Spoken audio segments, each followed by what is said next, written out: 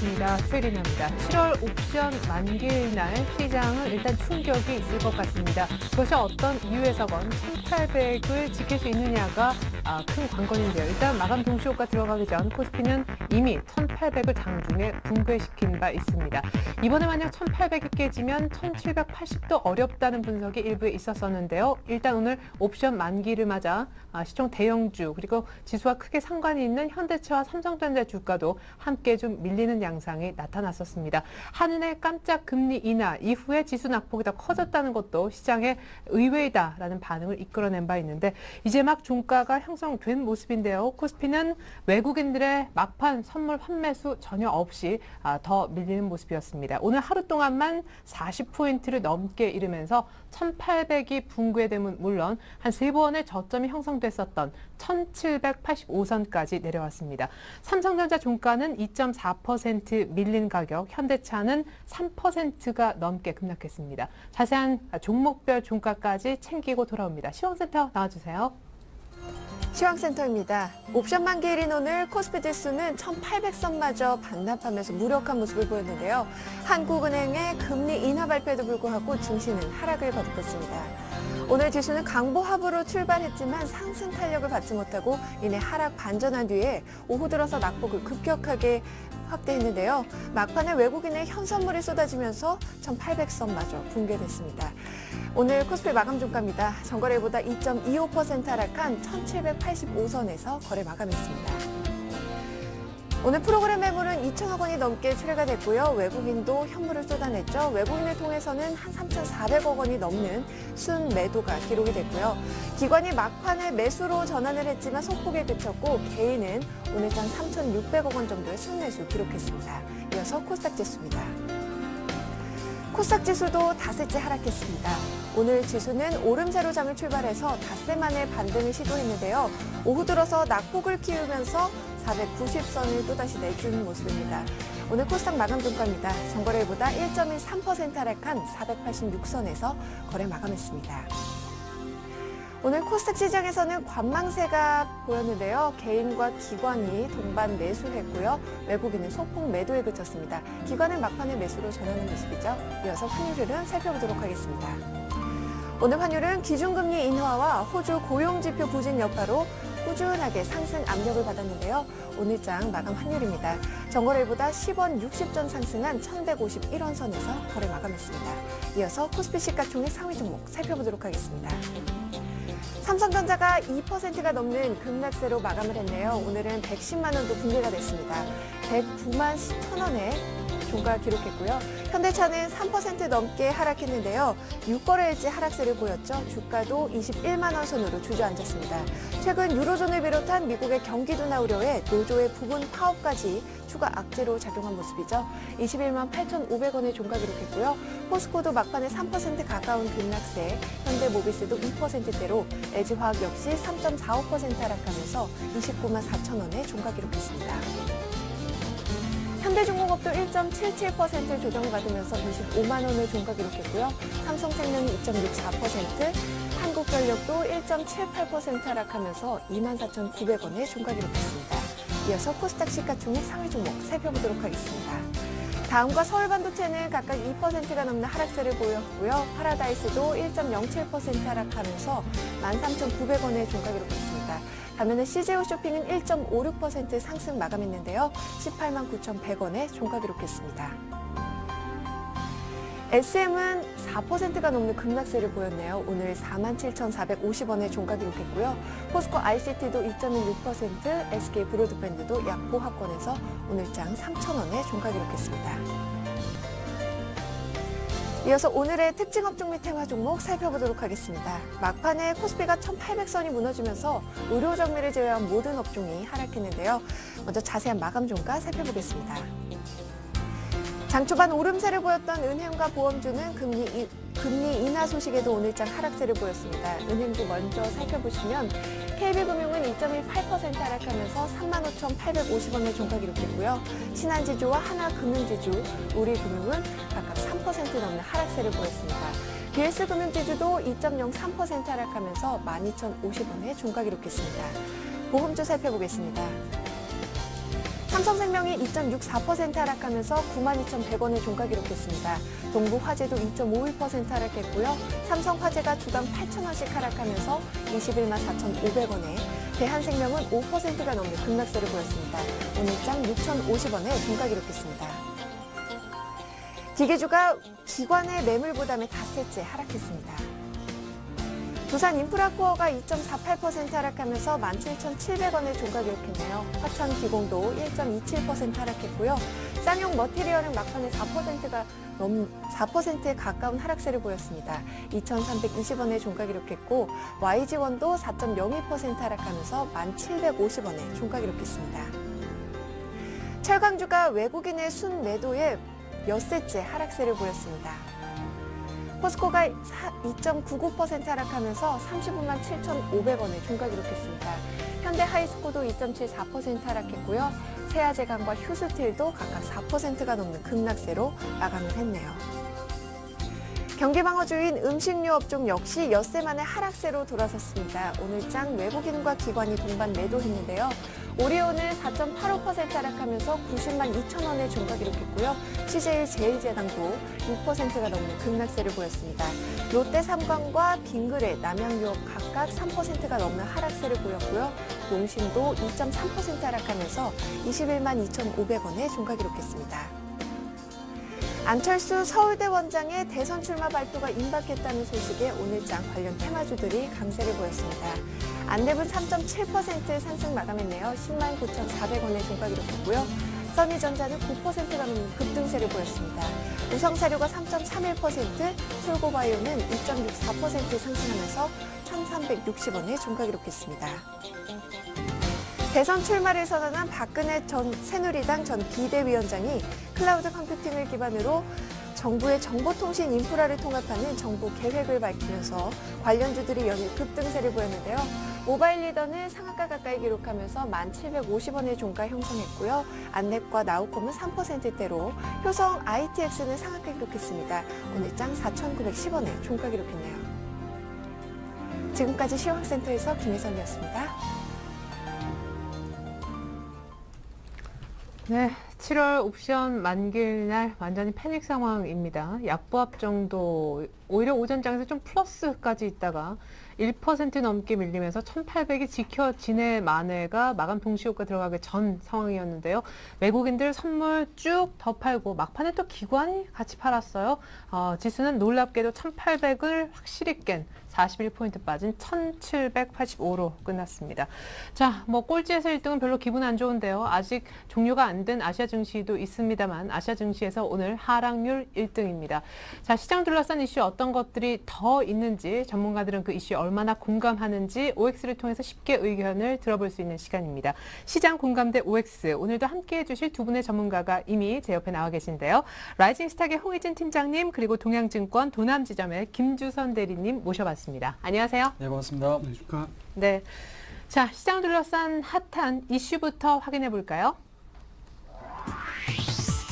네, 코스피 1,800선 붕괴됐는데요. 주식 비중 줄여야 할까요? 두 번째, IT 업종 부진. 삼성전자 주가가 이미 말해주고 있는 거 아닌가 싶기도 한데 IT 업종의 부진도 계속 이어질지. 세 번째, 화학주. 지금 사도 괜찮을지. 마지막으로 유가가 많이 떨어졌으니까 항공주를 새롭게 담아도 좋을까요? 네, 뭐 IT, 화학, 항공주 얘기가 계속해서 이어지겠습니다만 먼저 여러분들이 깜짝 놀랄 만한 오늘 종가 1,785선을 본 날이니만큼 전반적인 시장 얘기와 주식을 좀 사도 좋을지, 이거 뭐 팔아야 되는지 큰 얘기부터 듣도록 하겠습니다.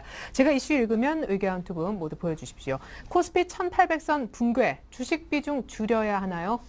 자, 1,800선이 깨졌으니까 주식을 줄여야 된다. 줄여야 된다. 그런 이제 줄일 필요까지는 없다라는 말씀이신데, 자, 김주선 대리님, 설마 줄일 필요는 없는데 사야 된다까지 말하실 작정이십니까?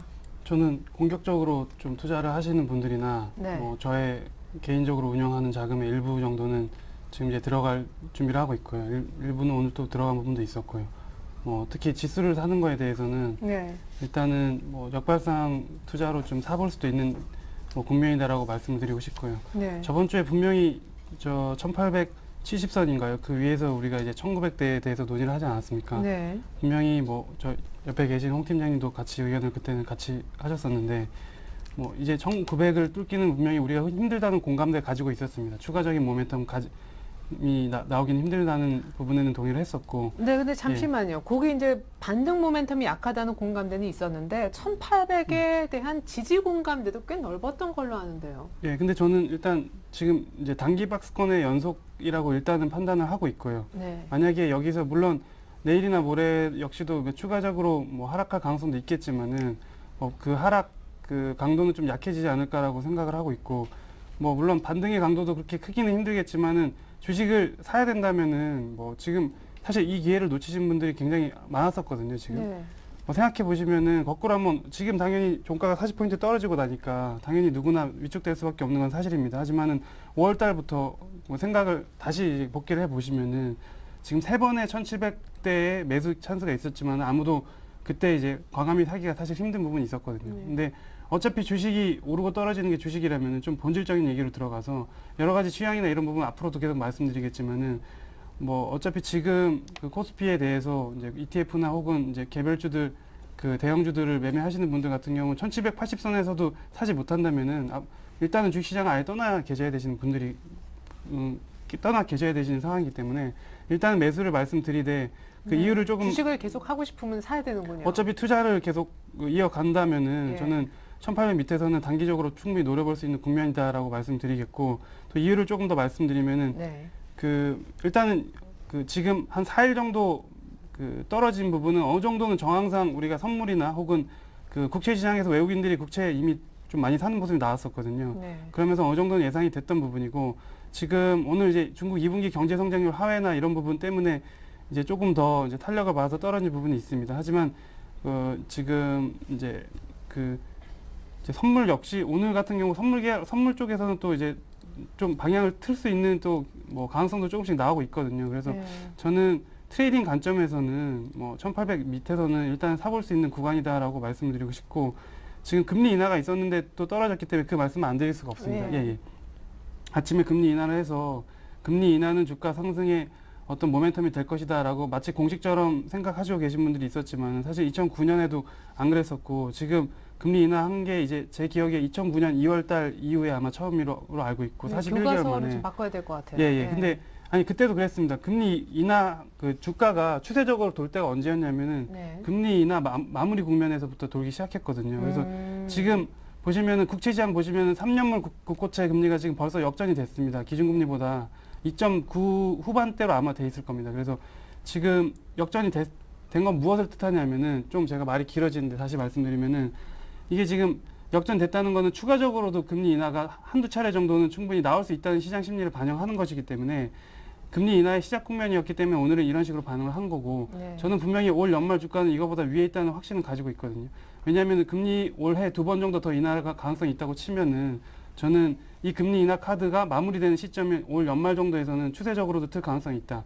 그리고 단기 매매 국면에서도 지금 1800 밑에서는 충분히 반등 모멘텀이 나올 수 있다고 보기 때문에, 뭐 40포인트 빠진 상태에서 이런 말이 사실은 귀에 잘 안 들어오는 건 사실이고, 저 역시도 심리적으로 위축되는 건 사실이지만은, 뭐 지난 5월부터 이 1700대 있었던 국면이 3번이나 있었습니다. 하지만 항상 우리는 또 강하게 사기는 힘들었던 부분이 있기 때문에 1780 정도에서는 충분히 매수를 노려볼 수 있는 구간이라고 저는 말씀을 드리고 싶습니다. 네. 네. 금리 인하에도 불구하고 왜 내렸냐 여기에 대해서는 금리 인하 초기 국면이라 그렇지 마무리 국면 두세 차례 더 할 때는 시장이 훨씬 더 위에 올라가 있을 것이다.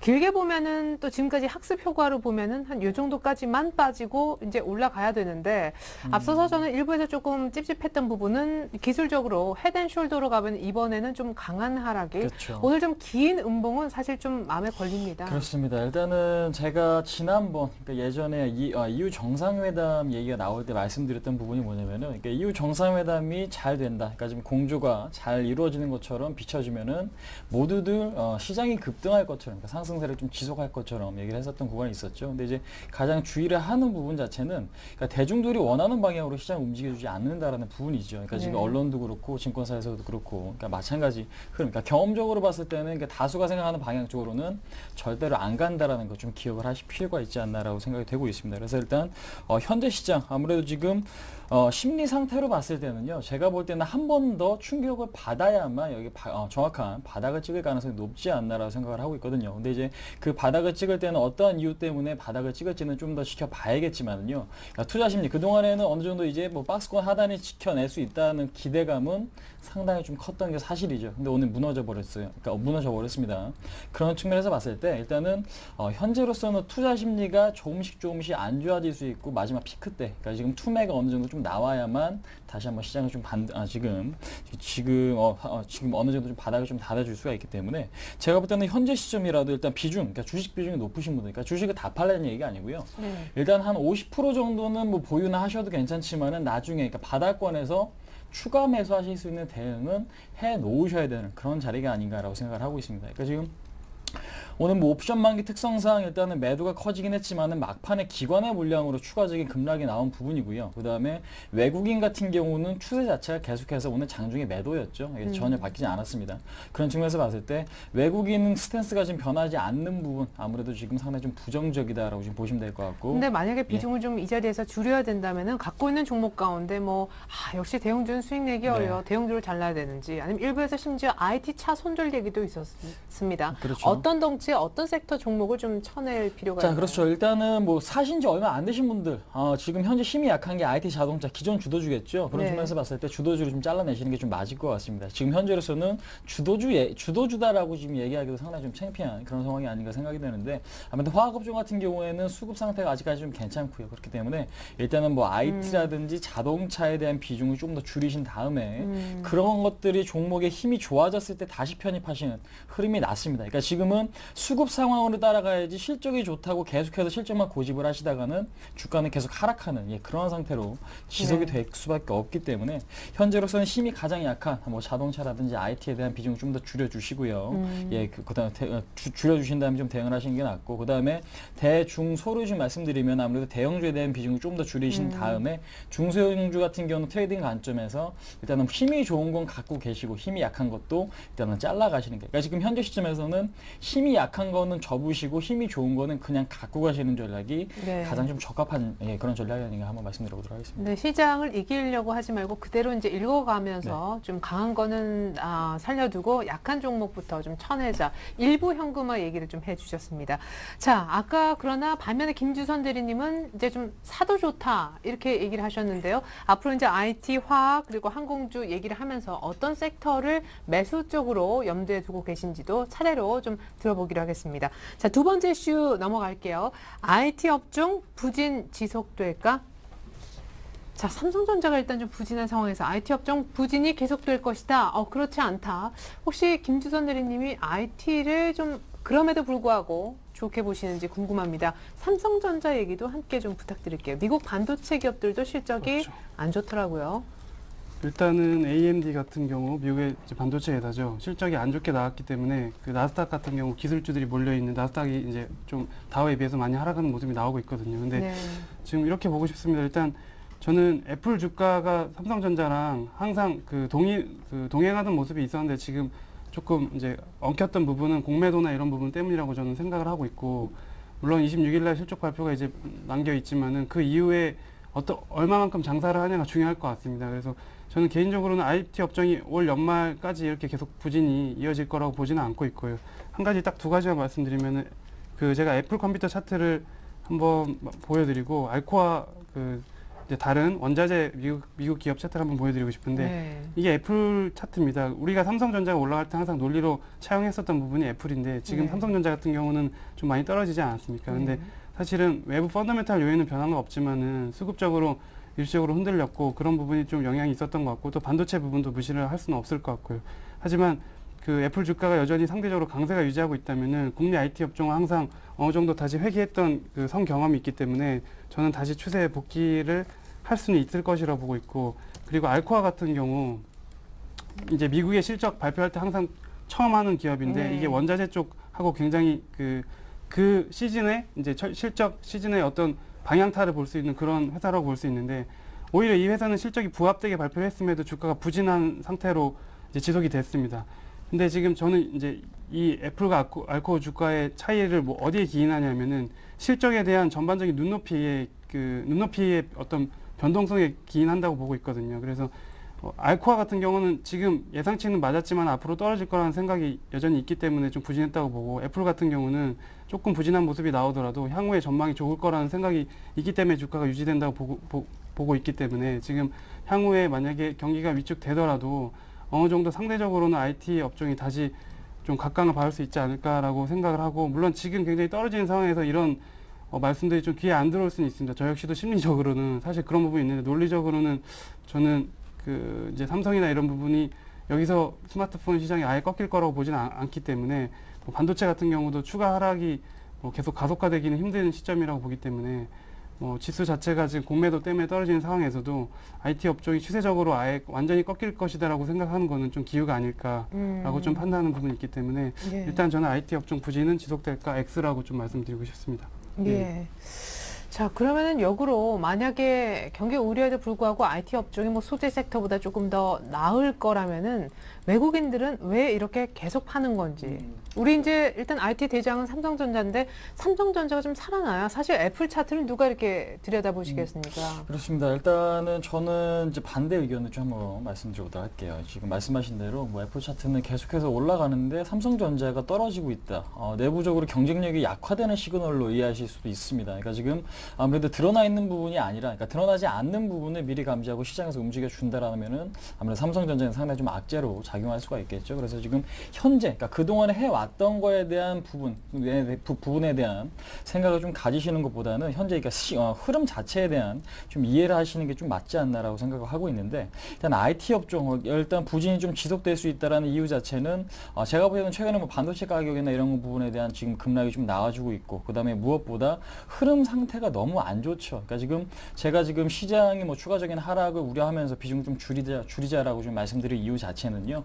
아무래도 지금 글로벌 지금 증시 자체가 다시 한번 충격을 받을 가능성도 있기 때문에, 그 부분에 대한 생각 때문에 시장이 무너지면은 삼성전자는 당연히 다시 한번 좀 꺾일 수밖에 없기 때문에 그런 부분을 좀 생각을 해보실 필요가 있을 것 같고요. 그다음에 지금 그동안에 매수를 많이 해줬던 섹터 자체가 IT였습니다. 기관 쪽에서. 네. 근데 이제 기관들이 로스컷이라는 게 있죠. 근데 로스컷 물량이 만약에 나올 정도로 외국인이 밀어버린다라면은 시장에는 다시 한 번에 충격을 받을 가능성이 높죠. 얼마 전에 LG화학이 그런 얘기가 좀 나왔었잖아요. 네. 예, 그런 측면에서 봤을 때도 일단은 너무 긍정적인 쪽으로 생각을 하시는 것보다는, 그러니까 주가가 빠진 상태에서 추세를 회복하면 일단 상승세를 좀 그러니까 상승세가 어느 정도 좀 강한 흐름이 나와야 되는데, 현재로서는 반등도 없이 계속해서 밀리고 있습니다. 물론 반등이 나올 때는 탄력적으로 움직일 가능성이 높지만은, 현재로서는 그런 것들을 기대하고 움직이기에는 상당히 좀 리스크가 있다는 부분이겠죠. 그래서 일단은 갭이 계속해서 나오고 있고 시장은 계속해서 저점이 깨지는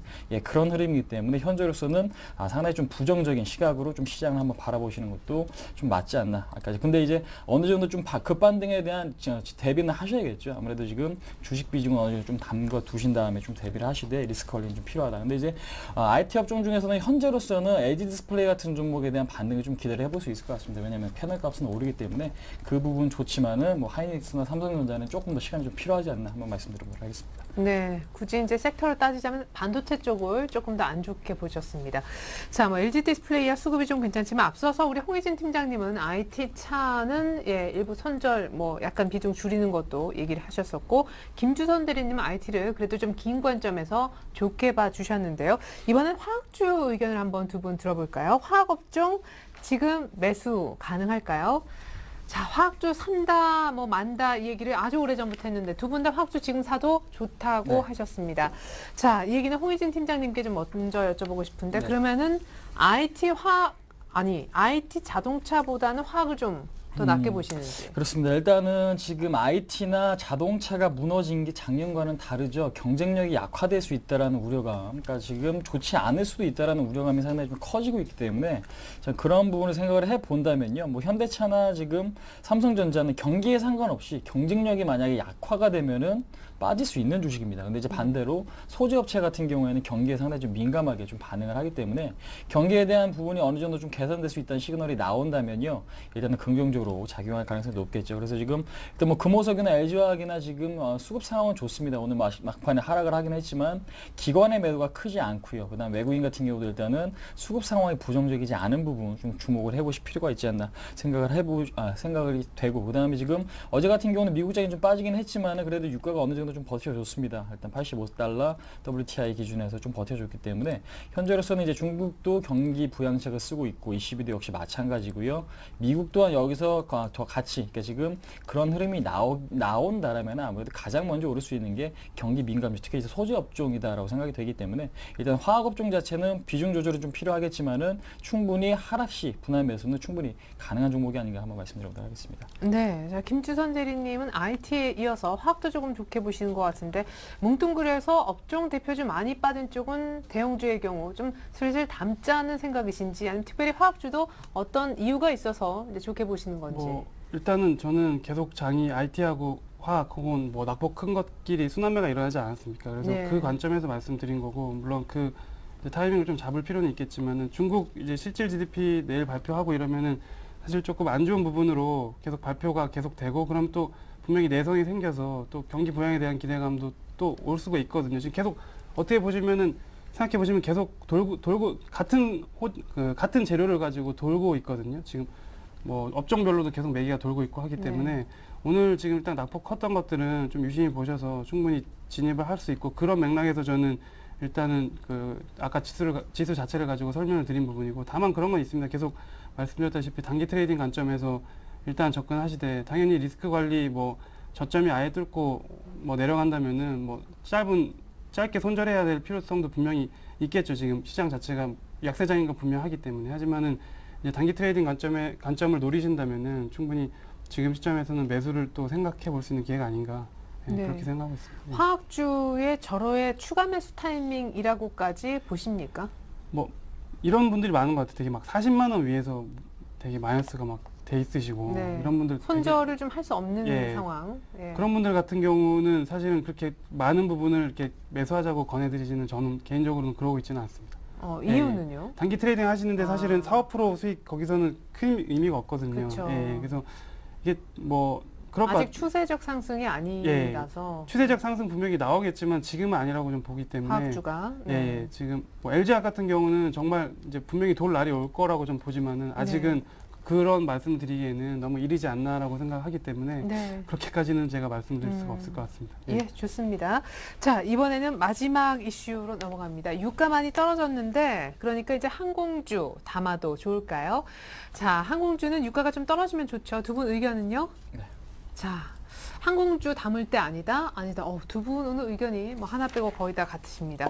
그래서 저를 좀 약간 찜찜하게 하는 부분은, 유가는 어느 정도 바닥 찍고 조금 올라와서 그래도 한 85불 정도인데, 환율이 오늘 10원이 급등해서 1,150원대 다시 들어왔네요. 그렇죠. 와, 일단은 이제 항공업종 자체가 제가 이제 앞으로는 상당히 좀 부정적이다라고 보는 이유 자체는 뭐냐면요. 그러니까 이제 기름이랑, 그러니까 이제 원유라는 것이 유한자원이지 않습니까? 그러니까 네. 가면 갈수록 지금 가면 갈수록 그 수량이 좀 작아지는, 그럴 수밖에 없는 그런 자원인데, 현재로서는 경기가 좋아지면 유가가 급등하고 그러면서 마진폭이 작아지는 흐름이 좀 나와주고 있고, 반대로 일단은 경기가 안 좋아지면은 유가는 떨어지지만 수요 자체가 줄어들 수가 있습니다. 그렇기 때문에 일단은 경기가 좋으나 안 좋으나 상당히 좀 부정적인 사업 환경을 지금 갖고 있는 업종 자체가 지금 항공업종이 아닌가라고 생각을 하고 있고, 그 다음에 무엇보다 상당히 좀 주의를 해야 되는 부분 자체는 부채 비율이 너무 높다라는 부분이죠. 지금 대한항공 자체는 700% 부채 비율을 갖고 있습니다. 20조 원의 부채가 좀 갖고 있는데, 1분기 같은 경우도 적자를 기록을 했죠. 20조 원 같은 경우도 지금 뭐 3% 이자만 지금 적용을 해도 얼마예요? 6천억.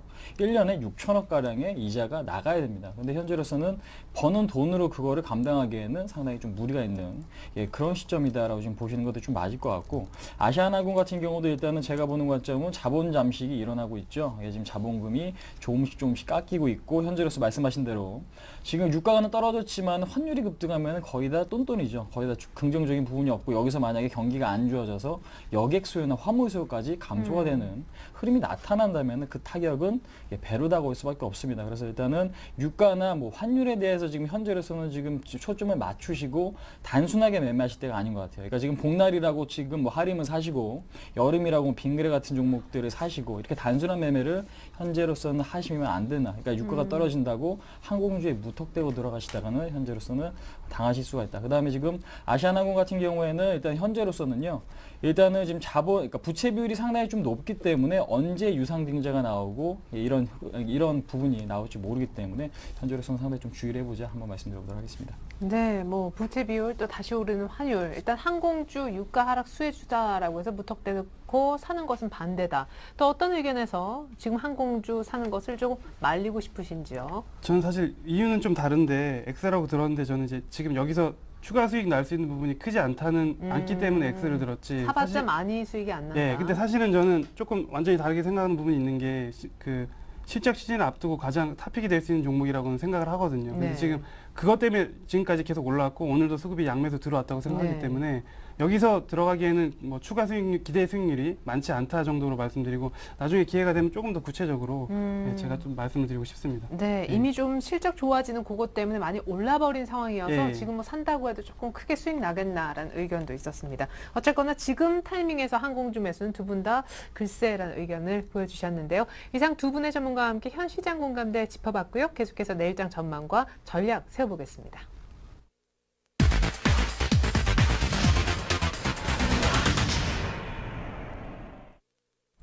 네, 해결의 키 먼저 홍희진 팀장님만의 키가 어떤 것인지 여쭤보고 싶은데 오늘은 옵션 만기였잖아요. 지금까지는 혹여나 이제 파생해서 수익을 얻기 위해서 외국인들이 안 샀다고 칩시다. 네. 내일은 좀 괜찮을까요? 자, 일단은 내일 봐야겠죠. 제가 오늘 부정적으로 얘기했다고 그래갖고 시장이 바로 꺾이는 건 아니겠죠. 내일 이거를 다 뒤집을 수 있을 만한 수급이 들어온다면 제 전략 역시 좀 달라질 수밖에 없을 겁니다. 근데 이제 중요한 부분 자체는 심리인 것 같아요. 그러니까 지금 외국인도 매도를 하고 있고 기관도 일단 매도 전환이 된 부분 일단은 상당히 좀 부정적이다라고 좀 말씀드리겠고 무엇보다 중요한 부분은 주도주가 없는 거죠. 한 집안에 가장이 없는 것과 좀 동일하다라고 이해하시면 될 것 같은데. 누군가 돈을 벌어와야 될 그렇죠. 텐데요. 돈을 예. 벌어오고 기둥이 있어야만 그 집은 잘 될 수가 있는데 그렇지 않다라면은 흔들리거나 망할 수밖에 없다. 그러니까 무너질 수밖에 없다라는 거 다시 한번 좀 말씀드리고요. 차트를 보시면서 간단하게 좀 말씀드리겠습니다.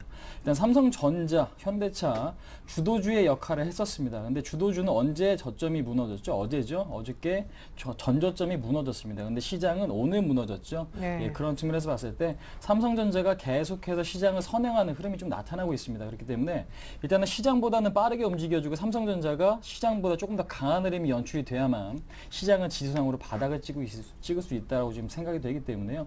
일단 주도주가 안정이 되고 좋은 흐름을 보이지 않는다라면은 시장의 상승은 시기상조다 좀 말씀드려보도록 하겠고 그 다음에 지금 외인 선물, 현선물 매수 그러니까 이 부분이 얼마만큼 강하게 유입이 되는지 그 부분을 좀 체크하실 필요가 있을 것 같아요. 아무래도 아무래도 한 3주 정도 됐나요? 16,000계약 매도했었을 때가 네, 3주 정도 됐었는데 이제 그 당시 엄청나게 많은 물량, 2조 원의 물량을 선물 매도치고 난 이후에 시장은 강한 적이 없었습니다. 그리고 반대로 매수가 그만큼 많이 들어오면 시장은 강세를 좀 뛸 수 있기 때문에 현선물에 대한 매수 수량이 얼마만큼 들어오는지 좀 체크를 해보시면서 시장 전략을 짜시자 한번 말씀드려보도록 하겠습니다. 역시 외국인들의 선물 환매수 이제 이 시점이 언제인지 계속해서 좀 기다리는 그런 분위기는 이어질 것 같습니다. 김주선 대리님 아까 중국 GDP 얘기하셨는데 내일 오전장 정도에서 결과 들어볼 수 있나요?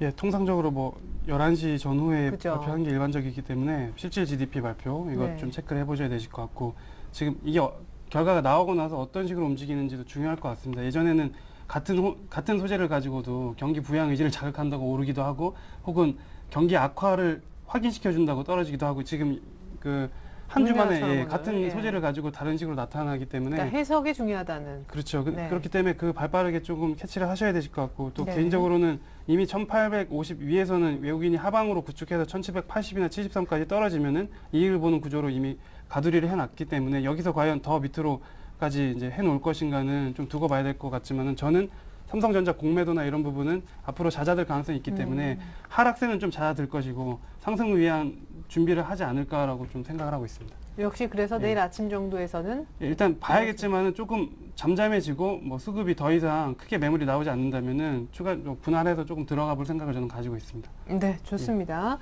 여의도 쪽도 같은 생각일까요? 오늘 대신증권으로 가겠습니다. 최재식 팀장님 오늘 2부에서 오래간만에 만나봅니다. 안녕하세요. 네, 안녕하십니까. 네, 금리 인하 조치가 단행됐지만 만기일 매물 폭탄까지 쏟아지면서 또 경기 둔화 우려가 부양 의지보다 더 크게 해석이 되면서 시장이 1800 붕괴 1785선까지 밀렸습니다. 선행하는 삼성전자도 오늘 꽤 큰 낙폭이 있었는데 간단하게 정리부터 해주실까요? 예, 오늘 외국인들의 현선물 순매도가 최근 며칠 사이 연속된 양상으로 나오면서 외국인 선호주가 되고 있는 대형주가 상대적으로 크게 많이 하락을 했습니다. 대형주 지수는 중반 넘어서부터 1800선 하향을 했고요. 또 장 종가로는 옵션 만기 영향으로 더 많이 하락을 했습니다. 전체적으로 외국인들의 현선물 순매도 이런 부분과 외국인들의 선호주의 약세는 글로벌 경기 둔화 우려가 가장 크게 영향을 미치고 있는 것 같습니다. 상대적으로 좀 그동안에 많이 올랐던 전기전자 업종들이 반도체 쪽으로 해서 휴대폰 관련해서 좀 많이 올랐고 떨어졌고요. 그리고 기타 이시소프트라든지 개별주에서도 좀 많이 좀 하락한 측면이 있었습니다. 예.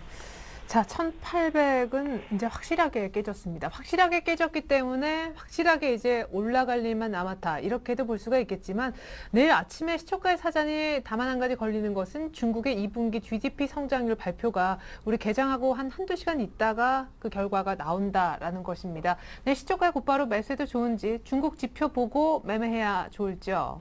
이제 시초가에서 일부 정도는 가담해도 되지 않나 싶습니다. 제한적인 수준이지만요.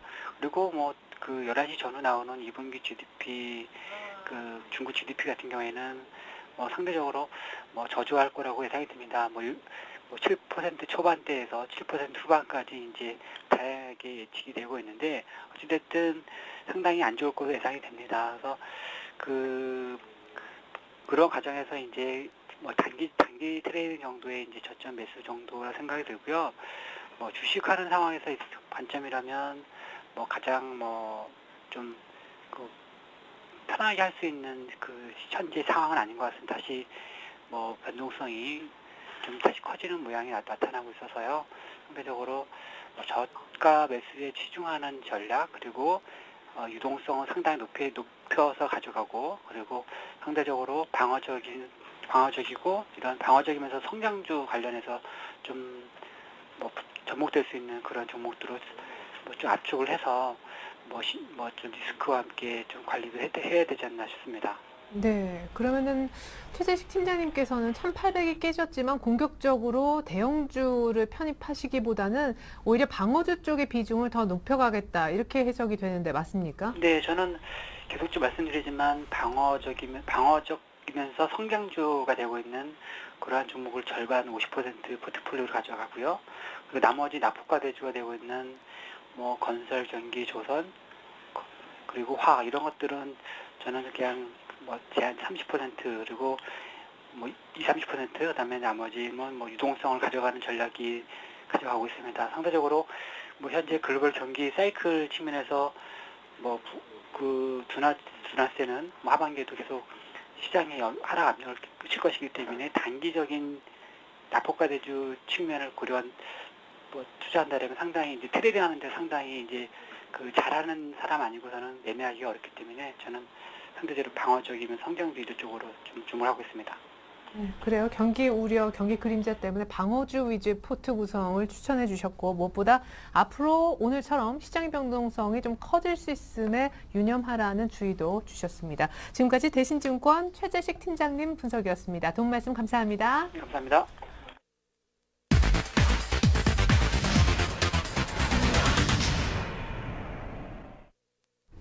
네, 이번 순서 수익률 펀치 시간입니다. 우리 지난주에 두 분의 전문가께서 한 종목씩 일주일간 가져가 보면 수익이 좋을 것이다 얘기하신 바 있는데 수익률 결과부터 보고 얘기 이어갈게요.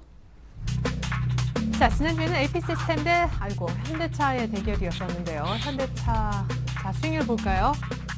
네, 자, 누가 더 수익 손실이 적은가 이 싸움이 결국 있었던 것 같습니다. 일단은 홍희준 팀장님 오늘은 사실은 냉정하게 둘 다 손절가는 터치했어서 만약 포트에 들어갔었다면 다 빠져 있어야 정상인데 AP시스템은 그나마 오늘 좀 반등세가 크네요. 그렇습니다. 일단은 뭐 손절가를 짧게 잡은 이유 자체 시장이 급변할 수 있다는 우려감 때문에 손절가를 좀 짧게 좀 잡아드렸는데, 근데 이 종목 같은 경우는 추세적으로 봤을 때는 시장이 상당히 좀 중요합니다. 그러니까 시장이 안정돼 있으면 조금 더 강한 흐름이 연출될 수 있고, 그다음에 테마도 붙어 있죠. 인공위성 테마, 뭐 나로 발사가 뭐 10월 달로 예정이 됐다고 하는데요. 그러니까 그 부분 자체도 좀 기대감을 가져볼 수 있고, 그다음에 지금 아무래도 AMOLED 삼성전자 갤럭시 S3에 대한 기대감도 살아 있고요. 그러니까 그런 부분에서 봤을 때 현재로서는 수급도 지금 현재 이제 다시 한번 좀 좋아지고 있고, 흐름 자체가 좀 나쁘지 않기 때문에 갖고 계신 분들은 이 전고점만 좀 벗겨내는 흐름만 나타날 경우에는 일단은 1차적으로 15,000원, 그 다음에 시장이 굉장히 좀 좋아지면 제가 개인적으로 보는 목표가는 17,000원 이상도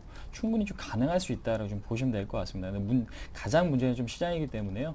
현재로서는 일단은 갖고 계신 분들은요, 일단은 15,000원 정도까지의 목표가는 좀 설정을 해 보시고, 그 다음에 오늘 저점이 만약에 무너진다면은 그때는 리스크 관리가 좀 필요한 그런 시점이다 한번 말씀드릴 수 있을 것 같습니다. 네, 좋습니다. 이어서 현대차 보겠는데요.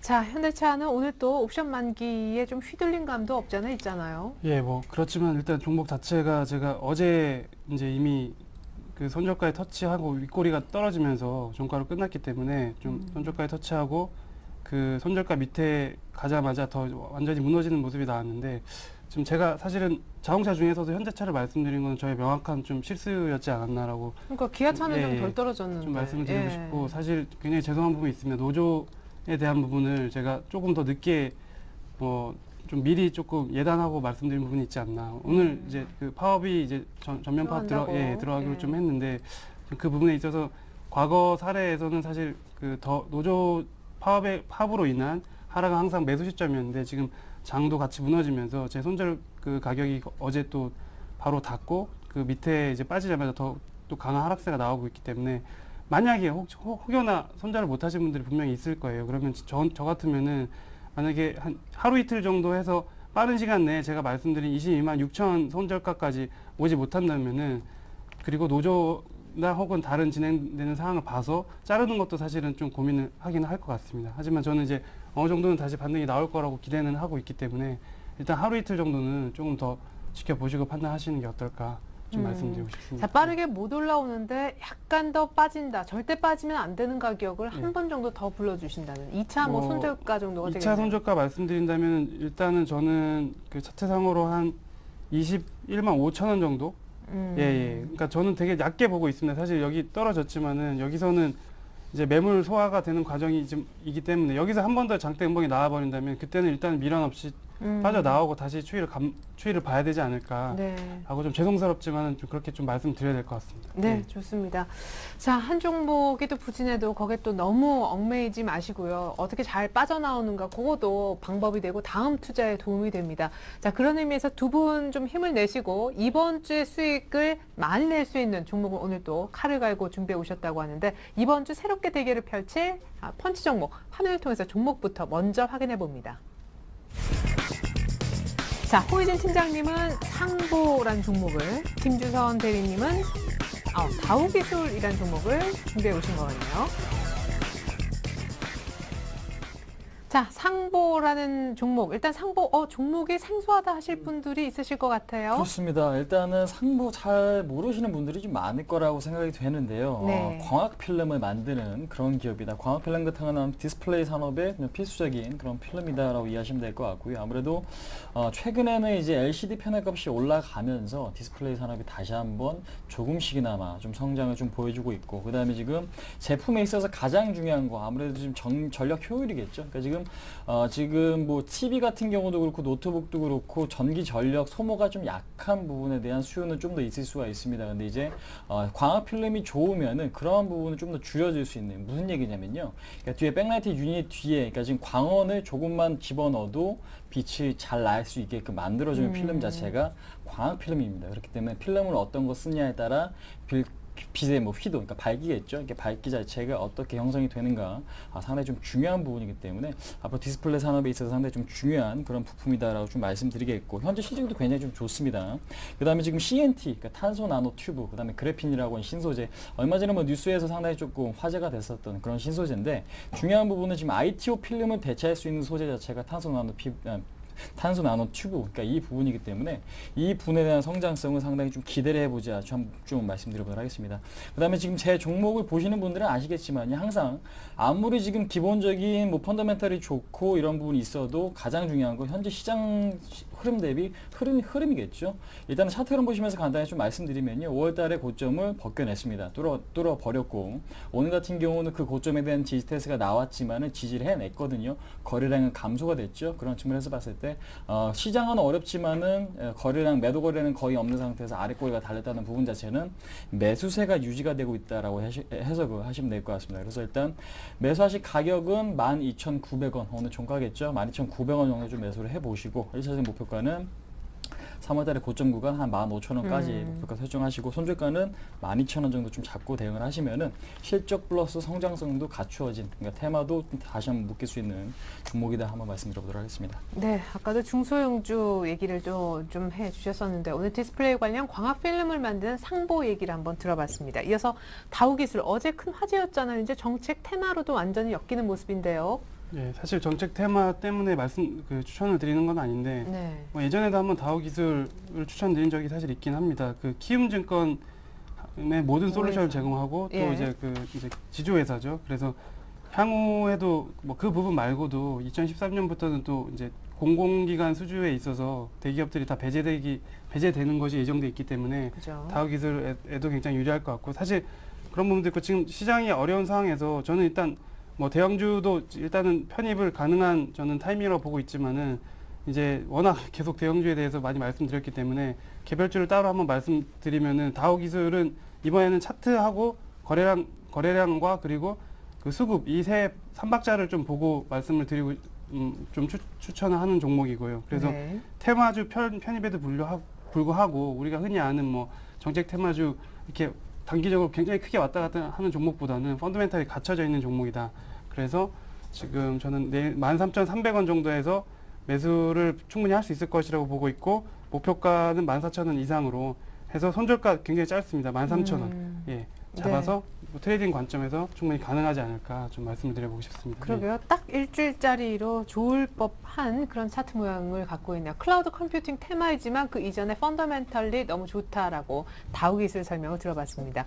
이제 두 분의 새롭게 대결을 펼칠 펀치 종목 압축됐네요. 끝으로 다시 한번 정리해서 보여드립니다. 자, 이번 주 대결은요. 상보 대 다우 기술의 대결로 좁혀졌습니다. 자, 먼저 홍희진 팀장님의 상보, 디스플레이 광학 필름을 생산하고 있는데 지금 신소재 성장성까지 주목을 받고 있습니다. 시장 대비 강하다, 팔 때 내릴 때 거래가 많이 실리지 않고 있는데요. 매수가는 오늘 종가 부근 목표가는 15,000원, 전 고점 3월달 가격 정도이고요. 손절가는 12,000원 정도입니다. 자, 계속해서 가격대가 또 비슷한 종목이기도 해요. 다우기술, 현재 뭐 클라우드 컴퓨팅 테마로도 언급되고 있고 박근혜 테마다 뭐 이런 여러 가지 해석이 지금 나오고 있지만 현재 추천 사유로는요. 차트와 수급, 무엇보다 거래량, 이 삼박자가 꼭 맞는다고 얘기를 해주셨습니다. 매수가는 13,300원, 아주 약간 눌림목 매수입니다. 어제 급등하고 오늘 추가로 더 올랐거든요. 목표가는 짧게 14,000원, 손절가도 역시 타이트하게 매수가 대비 얼마나 타이트한지 보시면 알겠죠? 13,000원으로 제시를 받아봤습니다. 네, 상보 대 다우기술 수익률 대결 결과는 다음 주 시간에 공개됩니다. 많은 관심 부탁드릴게요. 두 분 오늘 도움 말씀 잘 들었습니다. 네, 수고하셨습니다. 네, 감사합니다. 네, 놀라운 오늘 종가를 보여줬는데요. 내일 시장은 어떤 모습일지 궁금해집니다. 오늘 장 내일장 2부 마칩니다. 저도 내일 다시 올게요. 고맙습니다.